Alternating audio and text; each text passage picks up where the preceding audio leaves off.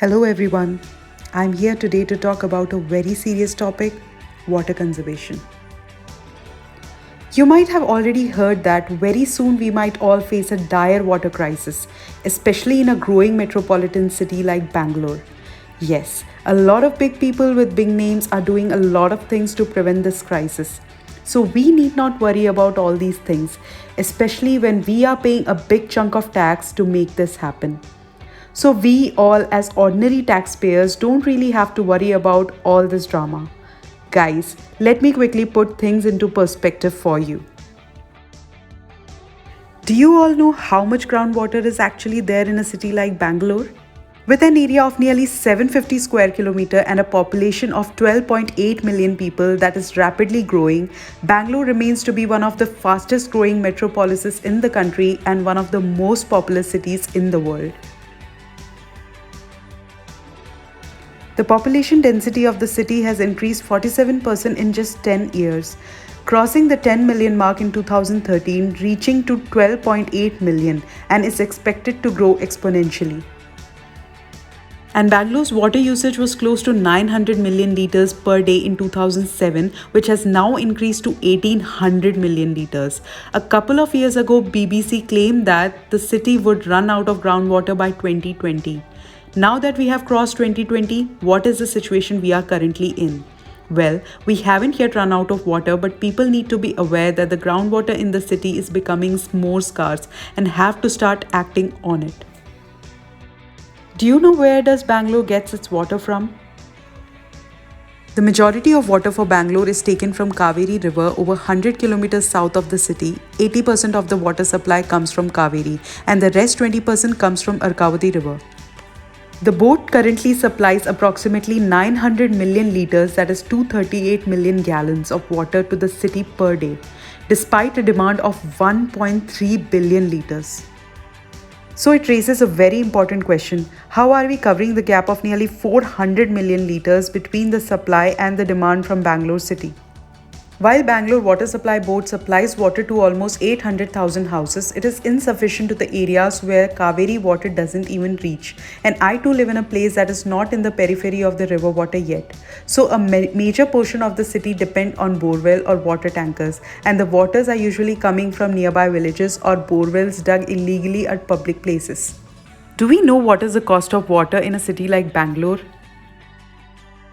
Assuming a house consumes water by an average of 18,000 liters per month and the price of the water is 80 rupees kiloliter, then the cost will be 1440 rupees per month. So, why should we conserve water? This price is a scenario we are facing in 2021, which is only going to go higher when we face water shortage. And if we say the water consumption with this amount for a 4-person household would be 150 liters per day, this amount can only be afforded by an upper income household family. The same amount cannot be afforded by a lower income household family, so they are forced to consume as low as 20 liters per day. Can you imagine what will happen if the price keeps getting higher? And the water that we use is a domestic consumption, which accounts for 40% of the total water, and the majority is used in toilets and then in showers and washing machines. So it all comes down to this, that the demand for water is on rise due to the increase in population in urban cities, and the overuse of water has resulted in the lowering of water table. So there is no other way but to conserve it. I'm here to share 5 efficient ways that I'm using to conserve water. This is the smartest way to reduce consumption of water when you can actually see how much you are using, how much is going to waste, and you can pay for only that amount of water you are actually consuming. Lot of societies in Bangalore has started using this, including mine, and I have actually seen the difference of almost 35% reduction of the consumption after water meter installation.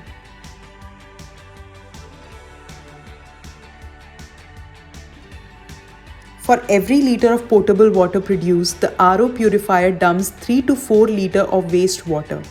That means 75% of water comes out as waste. And the simplest way to save this wastewater would be to drop the reject water pipe in a storage tank that will save minimum 20 liters of water. These are few easy and innovative ways to reuse the RO wastewater. I'm saving 100% of the RO wastewater on daily basis and seeing the difference in the app.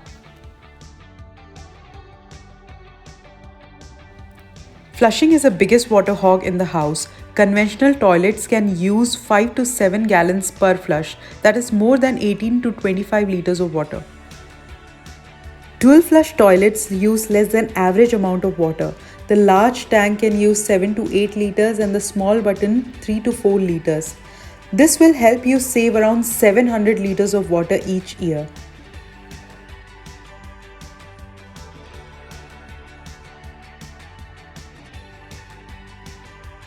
Do you know how much water is consumed by a washing machine? It is the third most thing that consume gallons of water, that accounts to 15% of domestic usage.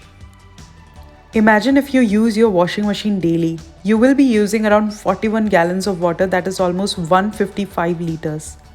So it is of utmost importance that you let your laundry pile up and wash a full load of clothes rather than 2 half loads. You can save up to 85 liters of water.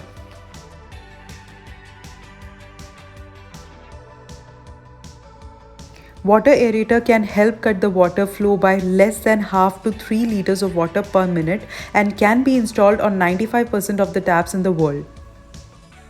These are very inexpensive things to be installed on all the taps of your house that will help you save 80% of running water. There are other efficient ways to save water too: a shorter shower, or turn off the tap while washing or brushing your teeth, or fix any leaks.